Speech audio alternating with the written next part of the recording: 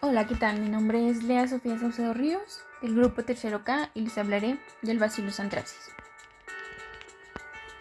En dicha presentación abordaremos temas como lo es la morfología y la estructura, las características para su identificación y subtipificación, las toxinas y enzimas extracelulares biológicamente activas, la epidemiología, la patogénesis, la inmunidad y las manifestaciones clínicas, así mismo como su diagnóstico, tratamiento y prevención, y finalmente la resistencia antimicrobiana.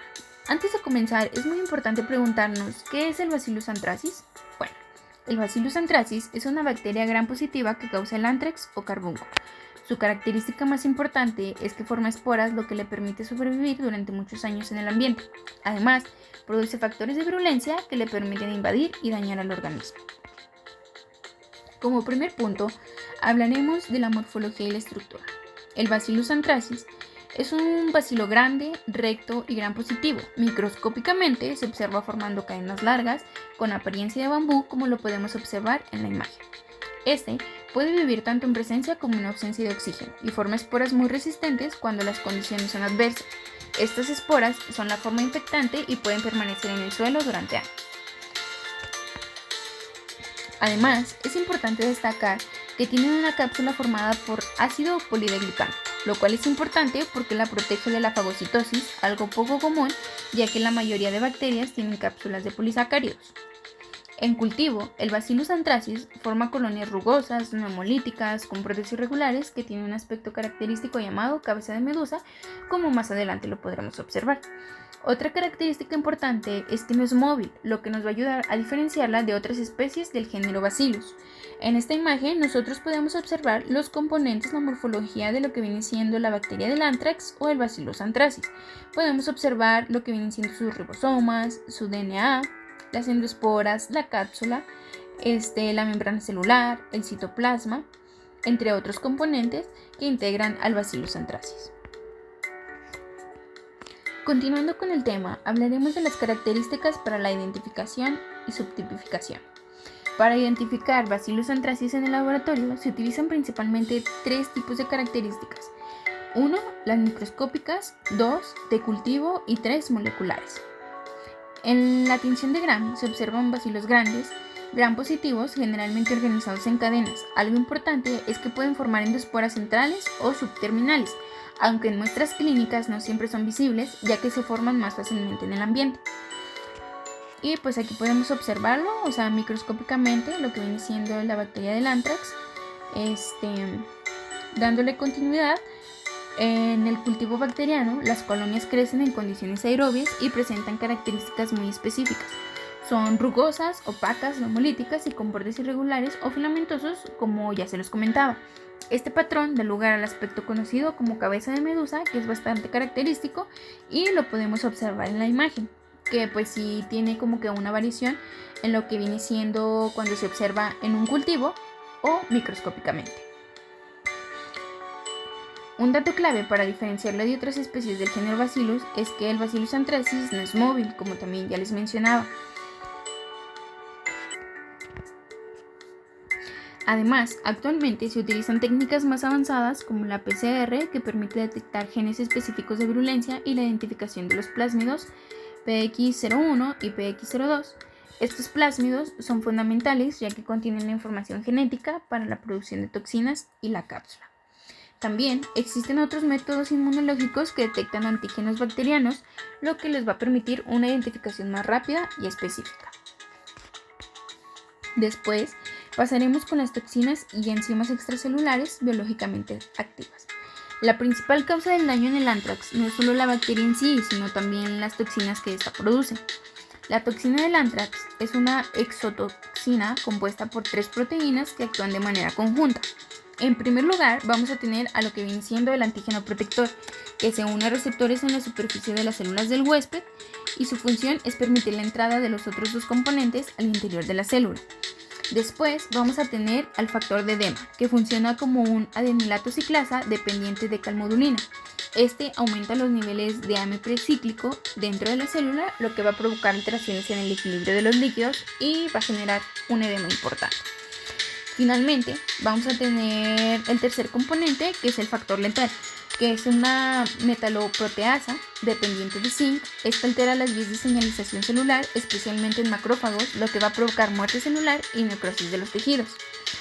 El efecto conjunto de estos tres factores produce edema, necrosis tisular y además permite la respuesta inmunitaria, lo que facilita la diseminación de la bacteria.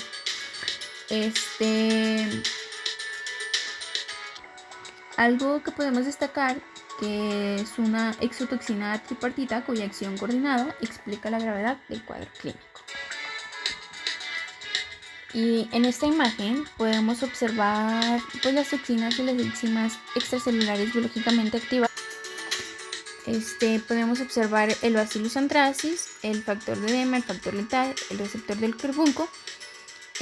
Igualmente nos muestra lo que viene siendo la membrana plasmática del macrófago y la endosoma. Ahora hablaremos de la epidemiología. El anthrax es una zoonosis, es decir, una enfermedad que se transmite de animales a humanos. Afecta principalmente a animales herbívoros, como lo podemos observar, las vacas, las ovejas, las cabras, los caballos. Estos animales se infectan al ingerir esporas presentes en el suelo o en pastizales contaminados. Un aspecto muy importante es que las esporas pueden permanecer viables durante décadas en el suelo, lo que hace que la enfermedad sea difícil de erradicar en ciertas regiones. En humanos, la enfermedad es poco frecuente en países desarrollados gracias a las medidas sanitarias, pero sigue siendo un problema en regiones donde hay ganadería extensiva y poco control sanitario. Aquí podemos observar lo que viene siendo una imagen acerca de la epidemiología, donde el carbunco o la bacteria del anthrax, como ya les comentaba, pues puede entrar al organismo por diversas formas. Puede ser inhalada, puede ser porque la hayamos consumido en algunos alimentos o incluso por el contacto con algunos animales, como se muestra. Esto va a tener algunas alteraciones o va a generar consecuencias en nuestro organismo. Después tenemos que la transmisión al ser humano, como ya les mencionaba, ocurre por tener contacto con animales contaminados o por productos derivados de estos, como son pieles, lana o carne contaminada. Existen 3 vías, como ya les mencionaba, que es la vía cutánea, que ocurre cuando las esporas entran a través de heridas en la piel; la vía respiratoria, que es por inhalación de esporas, que es la forma más grave que podemos presentar; y la vía digestiva, que es por consumo de alimentos contaminados. Cada una de estas vías da lugar a diferentes formas clínicas de la enfermedad, como ya antes les comentaba. Después hablaremos de lo que es la patogénesis. La patogénesis del anthrax sigue una serie de pasos bien definidos. Primero, las esporas ingresan al organismo a través de la piel o el tracto respiratorio o el digestivo. Una vez dentro, son fagocitadas por macrófagos. Sin embargo, en lugar de ser destruidas, las esporas sobreviven dentro de estos y son transportadas hacia los ganglios linfáticos regionales. En este ambiente, las esporas germinan y se transforman en bacterias vegetativas activas que comienzan a multiplicarse. Posteriormente, las bacterias producen toxinas que dañan las células y tejidos, provocando edema, necrosis y alteraciones de la respuesta inmune.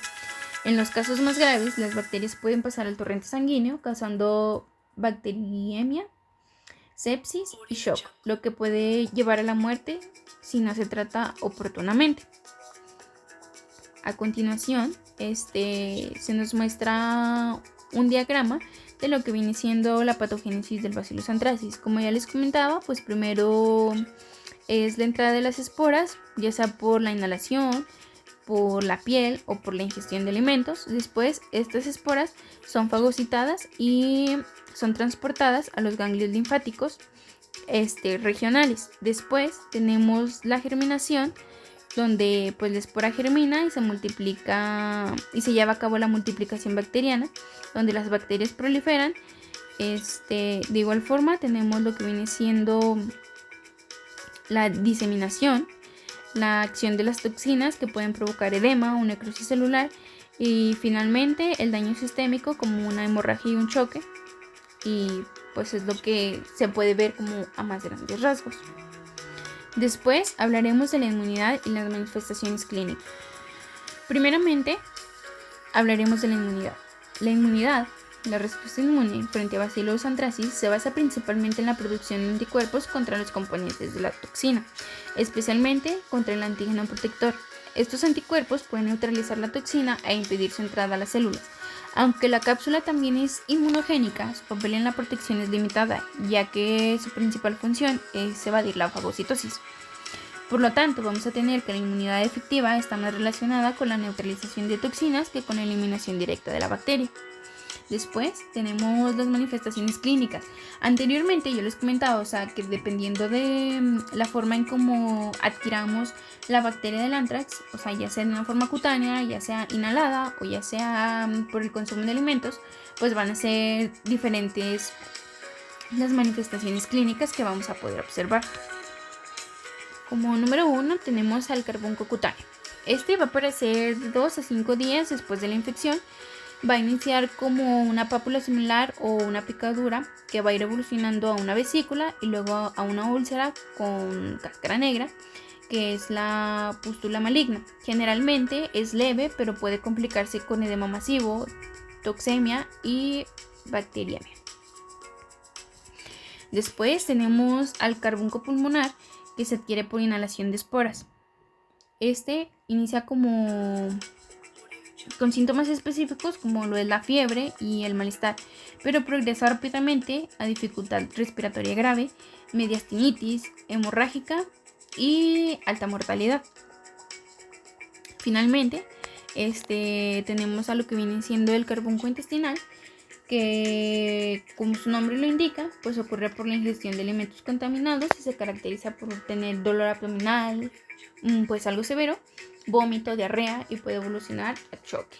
Igual en estas imágenes podemos observar pues los efectos que se producen anatómicamente, ¿no? Por ejemplo en el carbunco pulmonar, pues podemos observar lo que genera, y en el carbunco intestinal de igual forma. Después hablaremos de lo que viene siendo el diagnóstico, el tratamiento y la prevención.